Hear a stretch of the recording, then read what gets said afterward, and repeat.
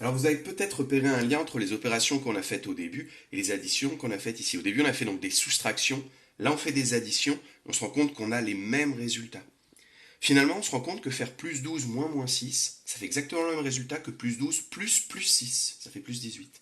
Plus 4 moins plus 7 fait exactement le même résultat que plus 4 plus moins 7. Ça fait moins 3.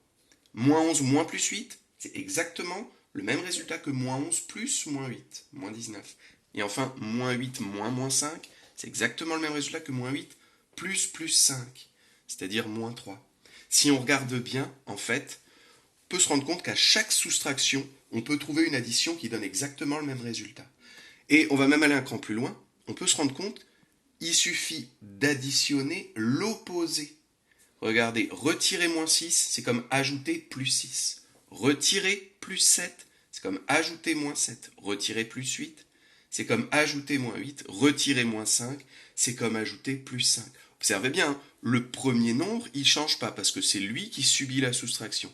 Par contre, vous pouvez transformer cette soustraction en une addition de l'opposé. D'ailleurs, c'est ce qu'on va marquer dans le cahier de cours. Ça va prendre une demi-ligne. Soustraire un nombre, c'est comme additionner son opposé. Donc finalement, vous pouvez garder en tête toutes les histoires autour de la soustraction, c'est bien pour lui donner du sens, mais la technique elle va être très simple, on va se ramener à une addition de l'opposé.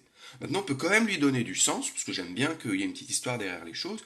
On peut quand même se dire que si c'est des gains et des pertes, perdre une perte, c'est comme regagner. Hein. Si je perds une perte de 6 euros, c'est comme si j'avais gagné 6 euros. Ou perdre un gain de 7, c'est comme perdre 7. Bon, ça, c'est vraiment si vous voulez vous donner une histoire.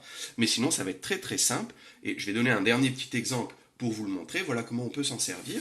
Si par exemple, on me demande de faire l'opération plus 11 moins, par exemple, moins 7, et bien avec cette nouvelle technique, je peux dire ok, c'est comme de faire plus 11, plus je prends l'opposé, plus 7.